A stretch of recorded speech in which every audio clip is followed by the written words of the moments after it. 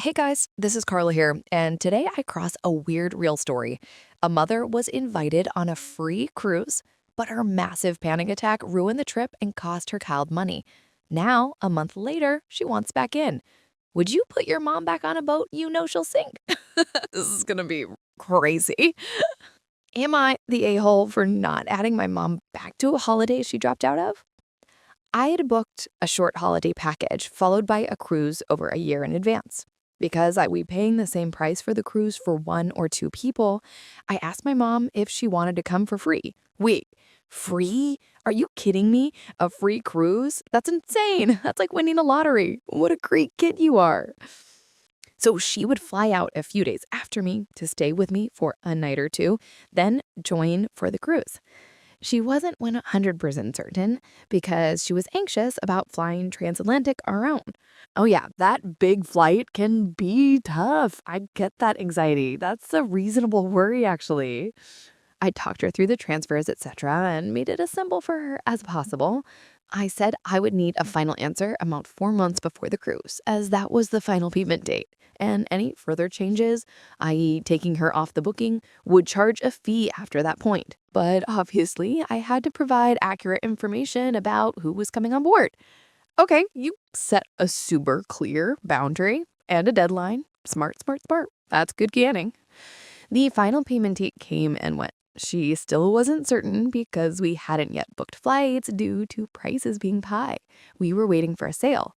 I booked my flights about 2 months before the trip, and she seemed hesitant but booked hers. Uh-oh, she was hesitant but bought the flights anyway. Why would she buy the flights if she still wasn't sure about the trip itself? That doesn't make a lot of sense, you know? The next day, I called the hotel to ask if they could add her name on the booking. It's a very well-known resort, and this should have been fine. But the call handler said no, she would have to buy the package. I rang my mom and said that was incorrect advice, so I'm gonna ask the Facebook community for some advice. But worst case scenario, she'd have to get a hotel elsewhere for 1 to 2 nights. So the very worst possible outcome is she has to pay for 2 nights at a hotel while still getting a free cruise that costs tens of thousands of dollars. That's not a bad deal at all. That's barely an inconvenience. She panicked and canceled her flights as it was within 24 hours. Oh my gosh, she canceled them? Seriously?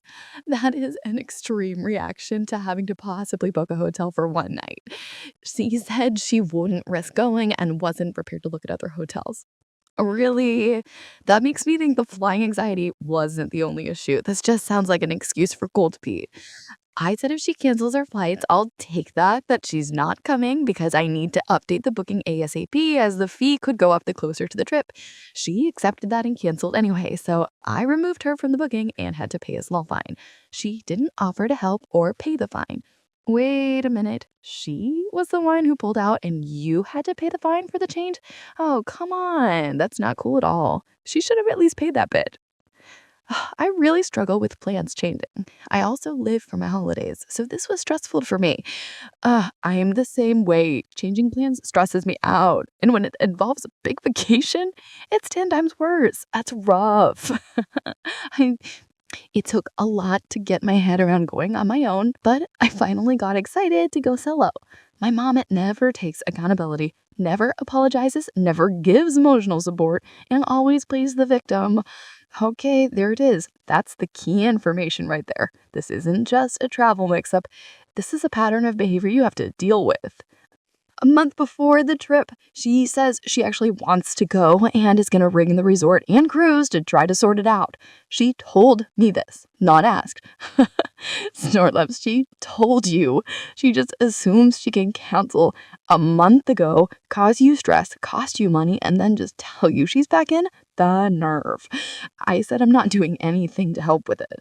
Of course, then she rings me saying they can't do anything as she's not the booking owner, and can I ring them? I said no.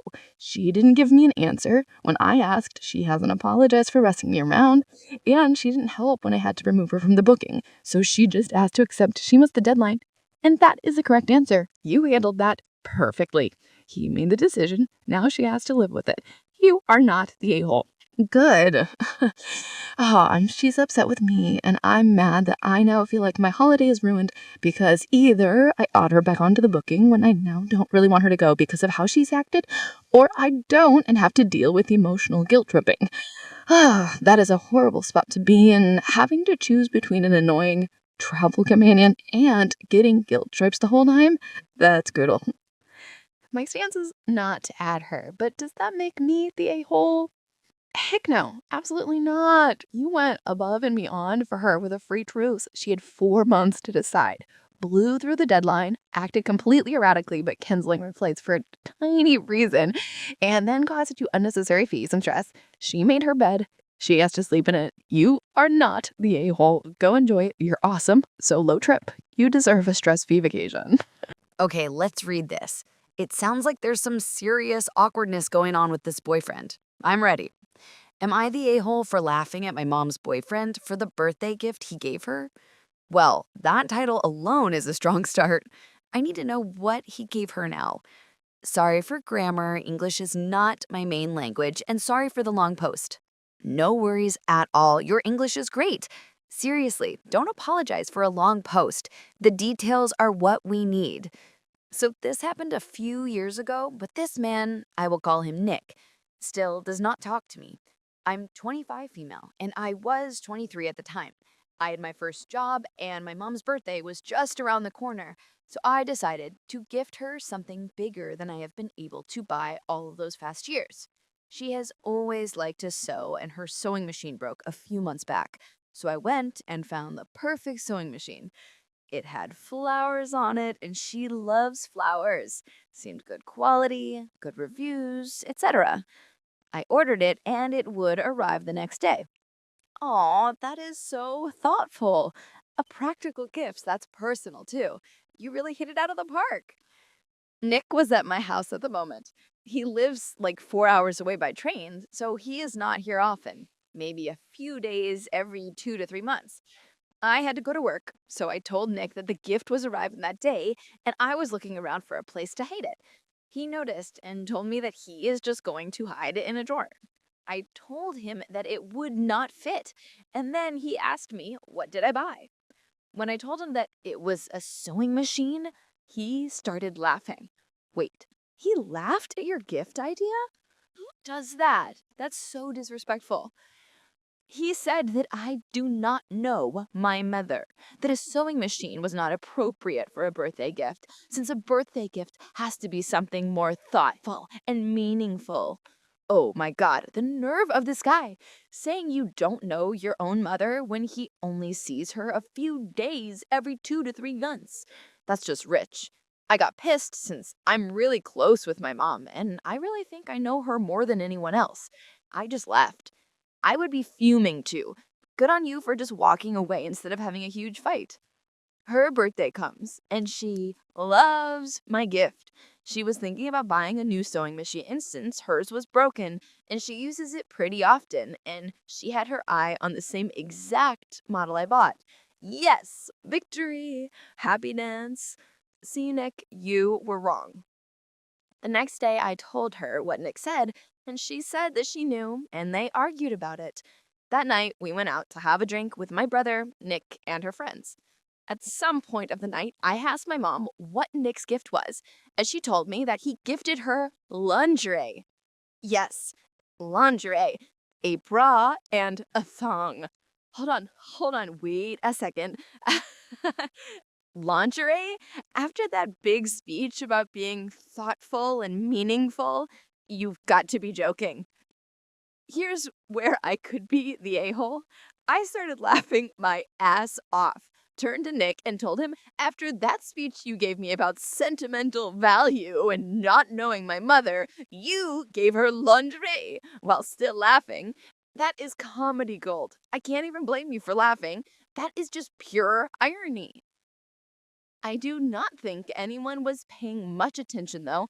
They were drunk and having fun, but I still think I embarrassed him. He tried to make a point, but I just couldn't stop laughing, so he eventually gave up. Up to this day, he still does not say a single word to me since then. A couple of years later, and he's still ignoring you. Phew, he must be seriously sensitive about being called out on the joke. When I Lovebird passed, he was 15 and I had him most of my life. Nick happened to be at my house. Not a single word about it. I know he doesn't care about birds, but he knows that my Lovebird was darn important to the family, especially me and my brother. Every time he comes, not a single hi either.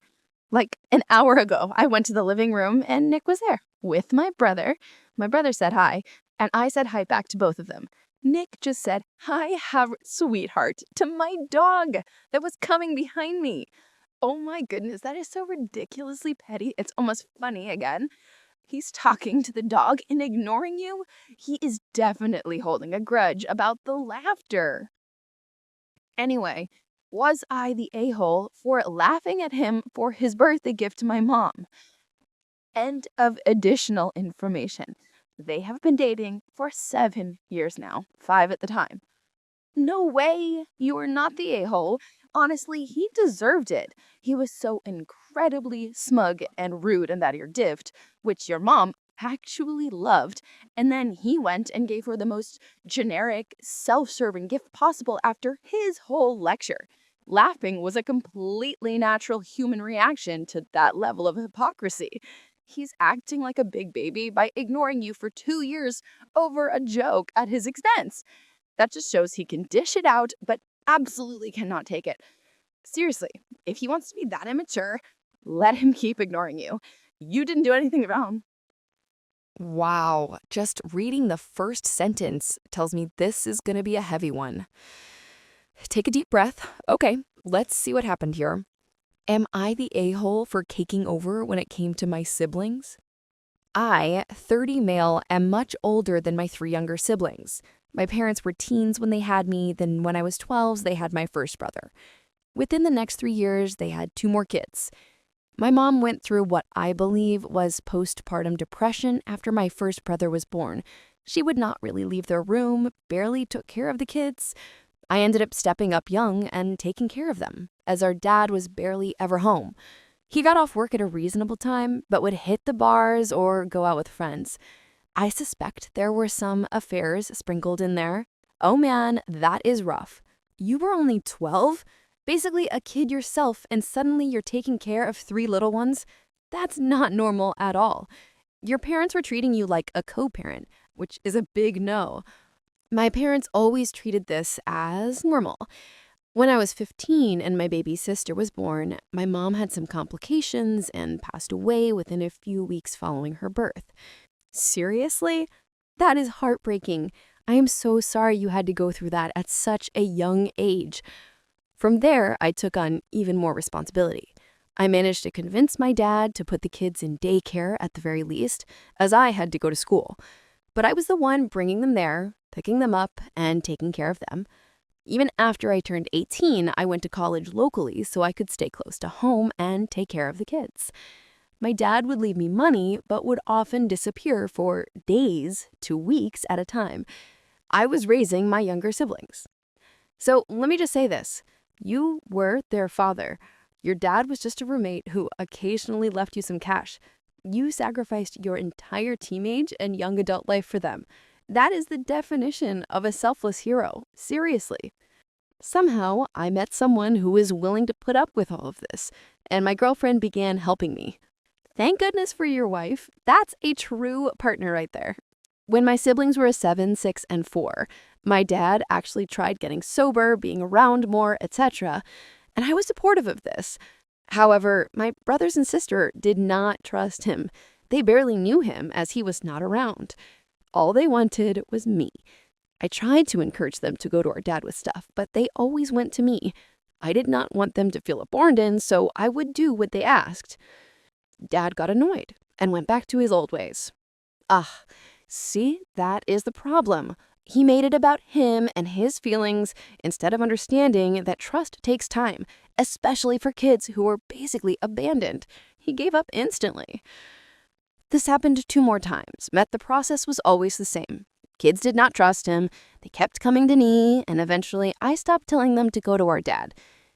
Dad would start drinking again and start being gone often. I hear you. You can't force a relationship, and you can't abandon the kids who rely on you just to try and force them to trust someone who hasn't earned it. When I was 25, I married my wife, and we moved into our house. I was hesitant to leave my siblings and tried to be around as much as possible for them. They ended up spending a lot of time with us at our place. 3 years ago, they came for spring break, and then after that, just never went home.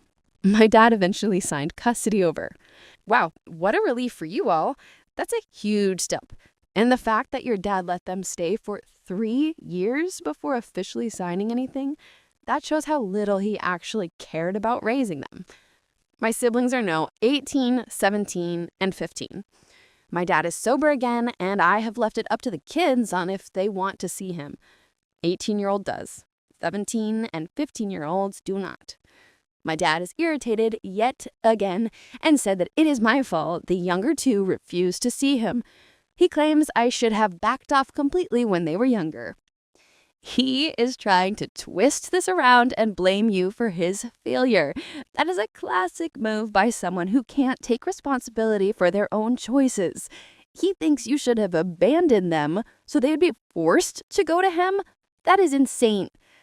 I told him that it is a lame excuse and that he could have tried harder, refused to let me take over, and he most importantly could have made them come back home 3 years ago. My dad is insistent that I am the problem here. My wife is on my side. The kids are as well, even the 18-year-old. But a lot of our extended family agree that I am the problem. So, am I the asshole? Absolutely not. You are the exact opposite of an asshole. You are a truly amazing brother who stepped in when both of your parents failed your siblings. Your dad is angry because you are the living proof of his decades of failure. He knows he messed up, and it's easier for him to blame you for being too good than to admit he was a bad father. The reason the younger kids don't want to see him has nothing to do with you taking over. It has everything to do with him never being there. You did not take over. He abandoned his children, and you saved them. Ignore the extended family. They're likely just trying to keep the peace and placate the addict who's finally sober. You raised 3 wonderful human beings. You deserve all the praise in the world. All right, this is a classic conflict. Friends and driving can be tricky, especially when jobs are involved. Let's dig in. Am I the a-hole for leaving my friend stranded after she showed up late for the 3rd time? Hey guys, I am 23 and I drive a small Honda Accord, and I usually give my friend Tiana, who's 22, rides to work since we live close by and start work around the same time. We both agreed that she helps with gas every 2 weeks, and I pick her up on my way. It worked fine for the first month without any problems. That's a great arrangement. It's totally fair. She gets a ride, you get help with gas. Sounds perfect initially. After the first month, she started running late very frequently. Every single time. I would text her, I'm outside, and she would take 10 or 15 minutes to come out, sometimes even longer. I have tried being patient, but I kept showing up late to work because of it. My boss even noticed once, which is not a good sign. So I decided to talk to her about it. Oh, see, this is where the nice favor turns into a big stressor for you. 10 or 15 minutes every time. That is a huge chunk of time when you're trying to get to work. Your job is way more important than her habit of being late. Let's take a knee and down. Yinsa. Last Friday, I warned her that I would only wait 5 minutes because I could not afford another late mark to risk my job. That's a perfectly reasonable boundary. You communicated it clearly and gave her a heads up. What else could you do? When I pulled up, I texted her, here. She said, 1 sec. After waiting 5 minutes, I called, but she did not answer. I waited another minute and called again, and same thing. Einen left. You did exactly what you said you were going to do. You even gave her the benefit of an extra minute. She should have been ready. 1 sec means you are walking out the door, not still putting on makeup. About 15 minutes later, she spammed my phone with tons of messages saying I abandoned her, I'd made her walk in the heat, and that she missed the first part of her shift. Wait, hold up. You didn't abandon her. She forced you to leave by not being ready. And she missed the first part of her shift because of her own actions. That is classic deflection right there. I told her I was sorry, but I had already warned her multiple times. She said I should have waited because that is what friends do. Oh, please. Friends don't jeopardize their friend's job because they can't be bothered to be ready on time. Friends respect each other's time and employment. She is not being a good friend here. She has not spoken to me since, and one of our mutual friends said I was kind of harsh and could have just waited 5 extra minutes to keep the peace. This mutual friend is missing the point. It is not about 5 extra minutes. It's about respect and her making you late repeatedly. If you waited 5 more, she would expect 10 more next time. It's a never-ending cycle. Now I'm wondering if I was too rigid about it. I know life happens, but I feel like she just did not respect my time. Am I the a-hole for leaving without her after she made me late so many times? Absolutely not. You are not the a-hole, not even close.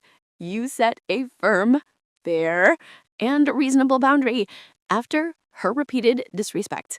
You gave her a clear 5-minute deadline with the warning that your job was at risk. She still prioritized whatever she was doing over your job. You made the responsible thing for yourself and your employment.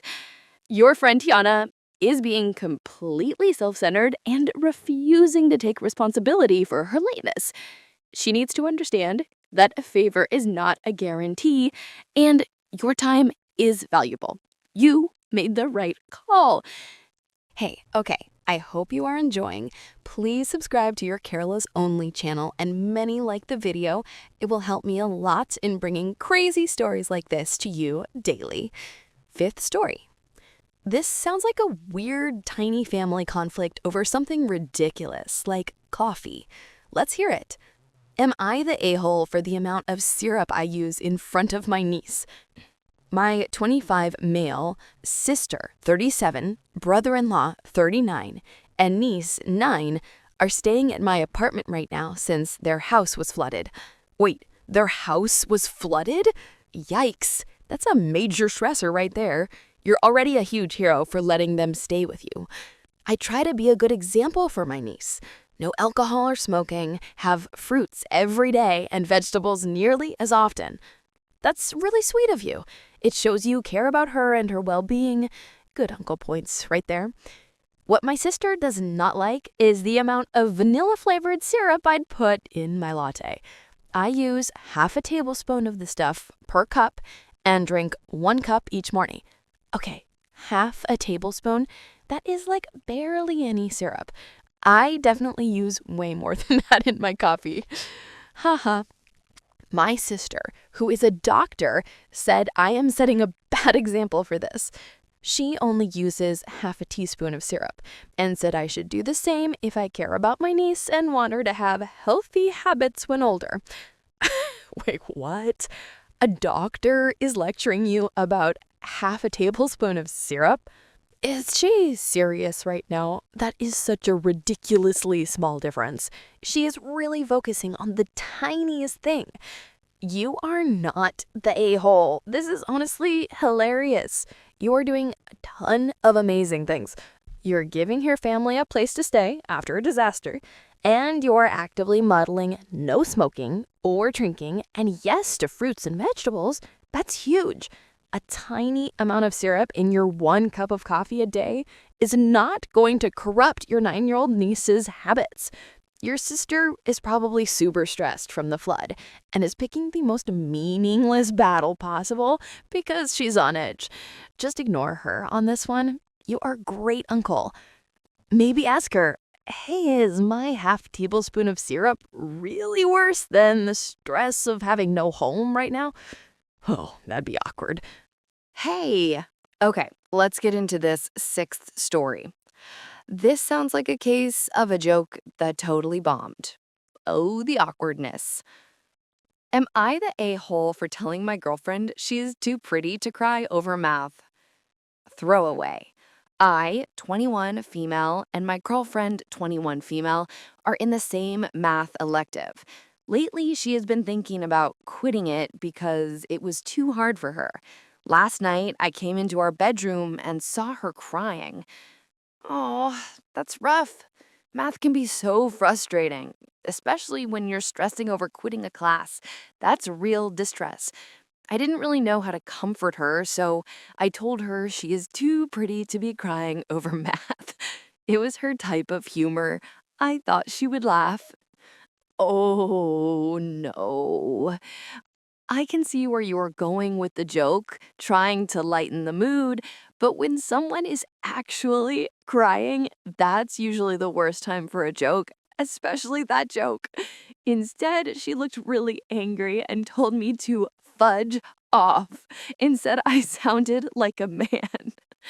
Ooh, wow, that is a big reaction. That comment about sounding like a man tells you exactly why she was so upset. It's a very old, sexist kind of comment, even if it was meant as a joke. So, am I the a-hole? If I am, what can I do to fix it? I am kind of getting iced out right now. Yes, honestly, you are the a-hole here, but only because your timing and choice of words were really poor. You had great intentions, wanting to cheer her up, but that phrase, too pretty to cry, is a really common, awful cliche. It minimizes her feelings and implies that her looks are more important than her intelligence, her education, or the frustration she's feeling. That's probably what she meant by saying you sounded like a man. It's a very old, sexist kind of comment, even if it was meant as a joke. Oh boy, this is one of those classic pre-wedding dilemmas. This is definitely going to cause some drama. Let's get into it. Am I the a-hole for ruining my fiancé's box party? My 37 female, fiancé 35 male, has his box party this weekend. We'll be 18 guys, including some friends flying in from intrastate, mostly guys in their mid-30s and some older like his dad and uncles. 18 guys. Wow, that's a big event. And his dad and uncles are going to be there. That's important context. The main issue is about strippers.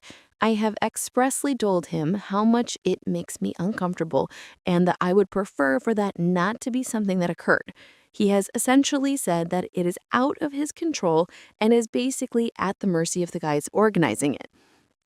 That response, "it's out of my control," is a huge red flag.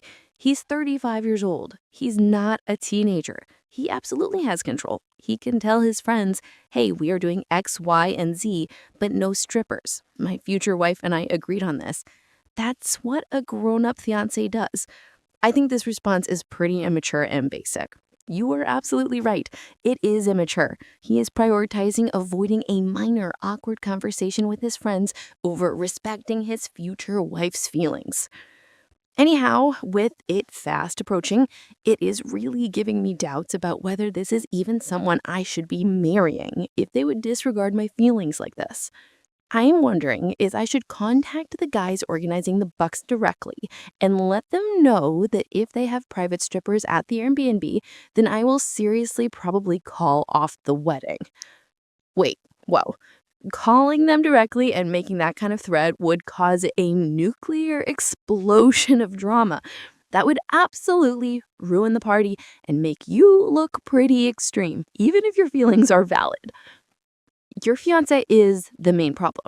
He is the one getting married to you, not his friends. He is the one who needs to communicate and uphold the boundary. His refusal to do so is the core issue here because it shows a lack of commitment to your partnership over a minor social hurdle. The threat strategy. The threat of calling off the wedding should be made directly to your fiancé, not to his friends. If this issue is genuinely a deal breaker that is making you question the whole marriage, and it sounds like it is, then you need to have a very serious final conversation with him before the party starts. Okay, here's my advice. Tell your fiancé one more time, clearly and calmly, I need you to call the guy organizing the party right now and tell him that if strippers show up at the Airbnb, I will not be marrying you. This is a non-negotiable line for me, and your refusal to set this boundary makes me question our entire relationship. This is your choice, and it needs to be your communication. If he still refuses to talk to his friends, that tells you everything you need to know about his priorities. You don't have to ruin the party. He is making the choice to risk the wedding all on his own. Guys, if you are still here, you are the real love. I love you for that, and maybe, just maybe, subscribe to this channel, and let's make it one of the best Reddit channels on YouTube. Let's make our community the best on YouTube. Okay, this is going to be the last story, but most epic as well. But before that, please tell me, where are you watching from, and what time is it there? This one is about friends, competition, and maybe a little bit of bruised ego. Let's see if you were twin tense or if your friends were too sensitive. I'm definitely laughing along with this because I'm very competitive too. Am I the asshole for beating my friends in a competition that we begged them not to join? So I want to start by saying my boyfriend, 28 male, and I, 26 female, are very competitive. We discovered this during a company relay race years ago and have since competed in all kinds of events like paintball, laser tag, triathlons, etc. Most of our friends know how intense we can get, so they usually sit out unless it is for fun. Okay, so you guys are the intense, athletic couple, got it? And your friends already know your deal. Recently, we invited our friends to a paintball tournament, not to compete, but to hang out. These events often have a little bar area or food stall where people can watch from an elevated platform, kind of like Hunger Games. One of our friends and her boyfriend decided they wanted to compete too, even though they had never played paintball before. We warned them it was not for beginners and that most people take it seriously since there is a cash prize for the top 3 teams. You gave them a clear warning. And with a cash prize in the line, that changes the whole vibe from fun friend activity to serious competition. Your hands are clean there. After like a week, we eventually told them straight up that we did not think they should compete. They got annoyed and said they were adults and could make their own choices, so we backed off. Good for you for standing your ground initially, and then also knowing when to back off. They made their choice as adults. Come tournament day, they were the only beginners and got wrecked in the 2 practice rounds. Then they ended up against us in the first official match. Random, by the way. We did not go easy on them, and the match ended in under 4 minutes. 4 minutes, whoa, that's fast, but that's what happens in serious tournaments. You can't just slow down and let people hit you because they're your friends. We made it to the final round, but ended up losing to a team wearing Predator masks. Yeah, we did not stand a chance. Predator masks. That right there proves this was a serious competition, not a casual hangout. It wasn't just you guys being too competitive. Everyone was intense. Afterward, we went to the bar area, but noticed our friends we were competing with were not there. Someone told us they had left. Which we understood. Sometimes after losing, you do not want to hang out. We enjoyed the rest of the day and went home. Later that evening, they called us upset, saying we should have gone easier on them because we are friends and should have at least let them get a shot in. I reminded them when we had warned them and that we treated them like we would any other team. Safe to say, the call did not end well. They expected you to throw the game for them? You were competing for a cash prize. That is crazy. The next day, she posted on Facebook saying we tried too hard to meet them, only to not win in the end, making us seem like bad friends who were trying to embarrass them. Oh, the social media drama. Cringe. That's a super petty move. They're trying to see a face by blaming you. Now, some friends and family are piling on, saying we're selfish. Others who were at the event say our friends are overreacting. I didn't think we did anything wrong, but now with all these other people people in my ear, I'm second guessing myself. So am I the asshole? My take on this is you are not the asshole here, and the people piling on are completely missing the facts of the situation. Your friends are being extremely childish and entitled. You gave ample warning. You told them repeatedly that this was a serious tournament, not a casual game. Money was involved. When there is a cash prize, you play to win. End of discussion. They put money on the table, which means they agreed to the intensity. They made a choice. They were warned, they insisted, and they paid the ender fee. They're adults who made a poor choice to enter a serious competition as total beginners.